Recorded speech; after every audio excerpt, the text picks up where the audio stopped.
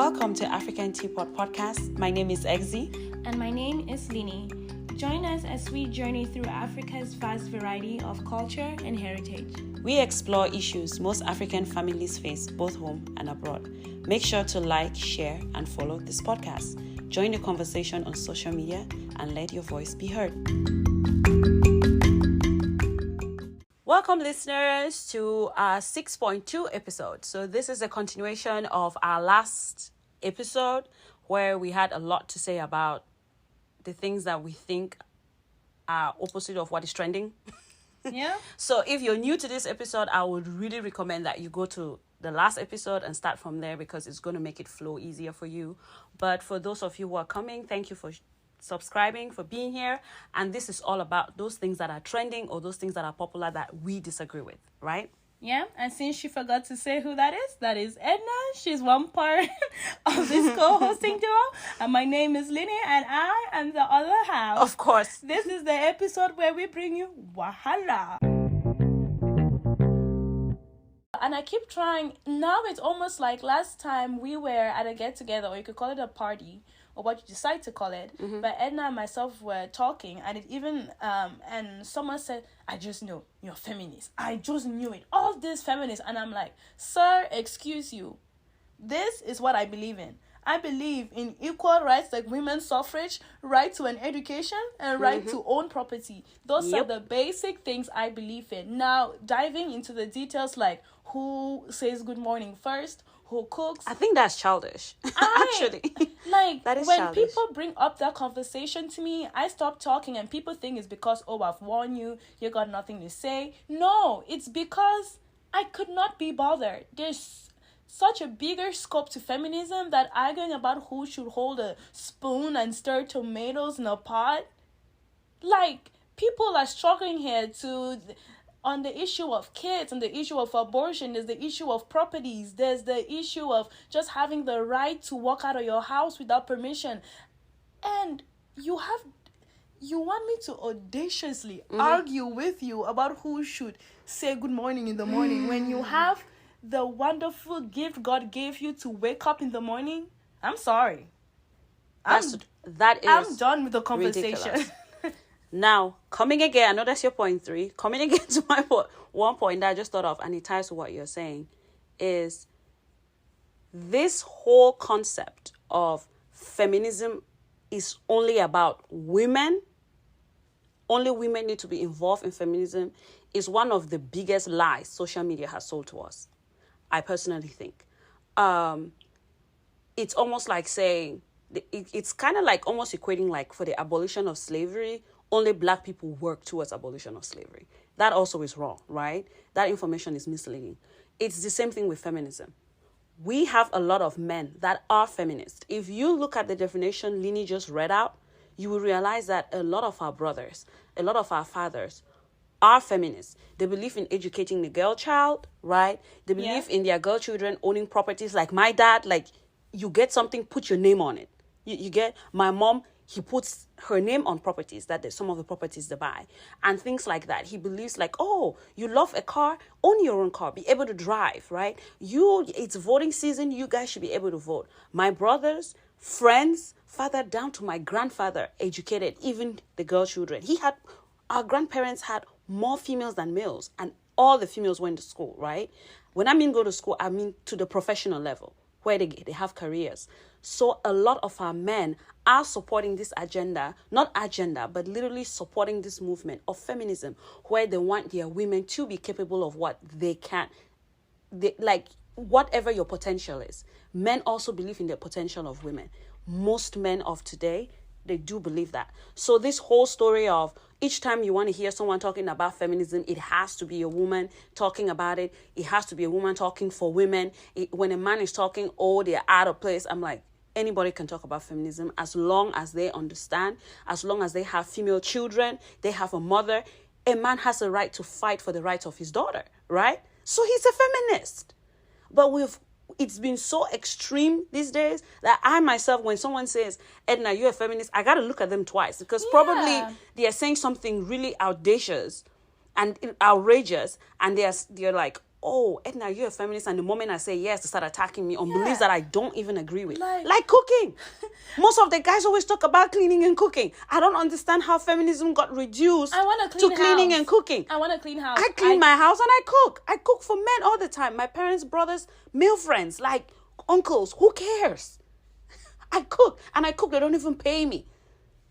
So I don't understand why there's this big thing about cooking and cleaning. No, I mean, if you are giving time to anybody around you, be it a friend, boyfriend, or parent who is using you, who is mistreating you, or undermining you, that is totally something else. That has nothing to do with the God-given gifts and skills like cooking and cleaning that we acquire free of charge. People go to school to learn how to cook, guys. Like, We were taught this stuff for free, and we're out here putting it in the trash or downplaying it. It's so infuriating. the But fact that one of the again, we were talking about clothes or something, and someone was like, "Who's your favorite designer?" And I was like, "Oh, this person I'm holding, the lady who actually started the design, also has a foundation that helps women. She's a feminist in the society." His next thing was, "And you really looked like a fine girl." excuse me? So, me believing in my ability to be educated, me believing in my ability to have a job on property, is why all of a sudden I became ugly. Like, I'm trying to understand. I think it's the mainstream. And again, like the mainstream everyone has done has that. their preference, but the more we got into conversation, again, he started bringing up the small things, and I'm like, I can't be bothered to I have can't this believe that we conversation. were fighting for rights to vote, like the suffrage movement, Linie called. We were fighting to be able to work. Now we were we're fighting to fighting- be able to, when a man leaves you, they should respect the marriage Girl. certificate and provide for their children. I can't believe we've left to that and we're arguing because of paying the bill. Right? Because of who opens the door, or if I should open the door or not. Who should babysit children that we both brought into the world. Like, who cooks, who cleans. Those are things that even if you live with a roommate, you guys have to come up with a schedule. If they're like, well, women bring that problem. I'm like, even if you put 2 guys to live in a house and you put 2 women to live in a house, you guys will need to come up with a schedule that everybody has for cooking and cleaning, right? Respecting that property, right? Nobody wants to be doing all the work while the other person just sits there. I mean, even if you're left with your own gender. So what is this issue with men versus women in terms of basic necessities that as a human being, you have to be able to feed and clean after yourself? Like, why are we arguing about silly stuff like this? Moving on to the next topic. Now you heard that. We said it, deal with it. You either do that or, you know what, whatever. Or come find me at Linie. Yeah, Exy and Linie. You can come there and we've been, most of you listening know, we've been exchanging already, especially with me. The exchange is always with me. I don't know why. You're always exchanging with me. Guys, come on, I'm ready for it. I said it, so whatever it is. Anyways, going on to another point on my list is sometimes people leave you because of your attitude, not because they are bad and you moved on, right? So it's never like, oh, these people were around you, they left, is their loss. No, actually, sometimes it's your loss. Because maybe you had really good people around you and you messed it up and they moved on. It's not about each time you sit there and you are terrible in your relationships, or you give the bare minimum in your relationships and people keep moving on from you. If people keep moving on from you, or you keep moving away from people, guys, that's a problem. Social media is like glorifying this whole aspect of people moving away from people. No, if you have a tendency of hopping from one friendship group to the other, hopping from one guy to the next, from one woman to the next, you have a problem. You have to sit and deal with it. Not everybody else has a problem. You are the common factor in your life and in your life story. Deal with your issues. Quit putting it on everybody else and quit posting these memes or quotes on your social media saying how you're a prize and people have lost you because maybe they're wising up with the kind of person you are and they moved on. Like, stop it. Sometimes some people move on just because they do. Sometimes they move on because you have a bad character. Right? Yeah. It's and just they life. just don't want to put up with it. Put up with it. So they move because it's your place to sit and ascertain. Like, in my life, do I have people always coming and moving away? right? People who come too close to them move away. That's something you need to sit and think about. Not taking these memes and excusing maybe poor behaviors you have around your relationships. But the moral of that is the world does not revolve around you. Thank you, Linie. Well put. We said it. Deal with it. And so on to the next one, kind of tied in. Wow, we were thinking similarly, huh? So not everyone has to like me. Dealing with hate is part of growth, adulthood, and maturity. Yep. Your hate, my hate, has not broken a leg. Unless you're an assassin, then I'll be worried. But once you hate, it's your burden to bear. Like, if I hate you, that's my burden to carry around. I always say this.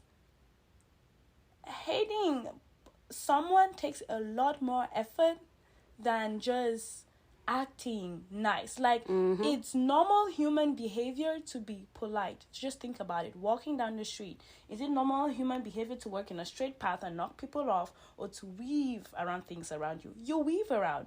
You walking through the path, that is a conscious effort. Now, you may hurt yourself, yeah? So, that's what I have to think. And again, even coming from the side, if you're the hated person, it's okay. Some people kill themselves trying to get everyone to like you. Some people don't like you because of the color of your skin. What are you going to do about it? That's the way you were born. So if you think about it that way, not everyone has to like you. It's part of growing up. Navigating hate, navigating difficult and complex circumstances around you is part of growth and maturity. That's why as an older person, they say one of your things when you're applying for a job or anything, a leadership skill is managing conflict. It's expected. That wouldn't be a leadership skill if everyone was love and roses. That's just how the world is. You want everyone singing Kumbaya. Grow up and deal with it. And from the person giving the hate, well, make sure you dedicate your life hating someone. Because it takes a lot of effort. Sabotaging a person takes a lot of effort. Slander. Especially, my dear sisters. But you know something? Men have gotten into this trend as well. They want a chick, and the chick likes another guy. They start slandering the other guy's name. I don't understand what is happening since COVID. But there are certain things we're doing. Because this slanderous behavior was always associated to women. And I'm like, that's just disheartening. And that's something we need to desist from. You can't be out here preaching growth, sisterhood and stuff. And the next thing you do is slandering people. So, Linie, I think what you said is good, and I think you said it, so people just have to deal with it. All right. Let me see. How many do you have left on your list, Linie? Girl, your list is endless. I think we'll go more than 2 episodes. I think we're at the point where maybe we should cut it and see how much my mental peace is like hit by this, and then y'all let us know if you want a part 3, because my list keeps going. I can give you a 3 and a 4. Okay, I think maybe we can put in one more. Put in one more? Yeah. Okay. Let's go one more. So one more on your list. Oh, on my list? Oh. Okay, let me see. I think I'm ready. This one is one that irks me, guys. Identifying your trauma and not doing anything about it is equally an excuse for bad behavior. Oh, yeah. I cannot stand someone who says, well, I came from a broken home. Oh, no, I was abused in my old relationship. I come from a home where we dealt with a lot of poverty. I come from a polygamous background. You know what I mean? I am half an orphan, or I am orphaned. You understand? I had my mom raised me as a single mother. I'm out here raising. Okay, when you identify these traumas, what have you done about it? So you've done nothing about, if you've identified that, most of my problems come from this trauma, then what? So you just move around telling me so that I should be on the side of keeping on to understand your BS, putting up with your BS versus you actually dealing with your trauma. You get what I'm saying? I have my own trauma. There is nobody on this planet Earth that doesn't have traumatic experiences in their lives. Is there somebody, Linie, you know? No. Because even as Christians, Jesus did. Yeah, and I'm trying to understand. I want to tell you that we're not saying some trauma granted is more than some people's. We're saying you've done an amazing job To at identify it. what it is. Now, the next step is actually healing and doing something about that trauma so that you don't hurt people. You get what I'm saying? As a result of that trauma, right?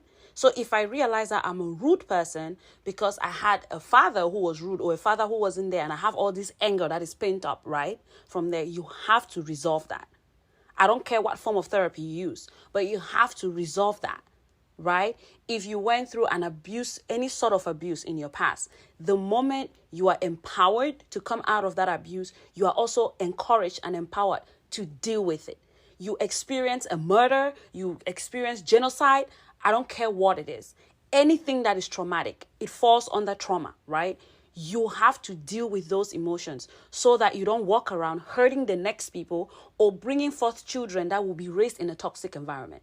Because I can sit in your toxicity just because you say, well, Anna, you need to understand me. You know, I come from a home that was dealt with poverty, that we were so much engrossed in poverty. So that's why I'm a frugal person or a selfish person. Like, my bro, you are at some point, you need to be accountable for what you are doing. Not everything is your mother's fault or your father's fault or your sister's fault or uncle's fault. Some of your behavior, not even some, your behavior after you realize where your problem is solely on you. You are accountable for your behaviors, not your trauma. Anyways, I thought that's something that irks me. So guys, I said it. Deal with it. And I'm waiting for you in the DMs. I know. I'm waiting for you in the DMs. It's okay. You think we're good? Did you have one more? It'll be a whole new one. There's nothing that's really tying in. Oh. So it'll be... Yeah, I think maybe we'll have a part 3 of this episode. But again, we don't want to bore you. Again, let's see how y'all come for me. If my mental capacity is ready for y'all, we shall be back. Let us know what you think. Let us know what are some of your things that you would say if no one would stop you from saying it. Of course. Okay? Please don't be shy. There is nothing like... This one is so open. Linie and I, we are not scrutinizing or anything. You understand? And we keep your name out of it. So feel free. I can't believe I have like 4 or 5 left, but feel free, guys. See you guys next time. Bye. Bye. Thanks for listening and make sure to join us for our next episode. Follow African Teapot on both Instagram and Facebook for daily inspiration and motivation. Subscribe to our YouTube channel, African Teapot Podcast.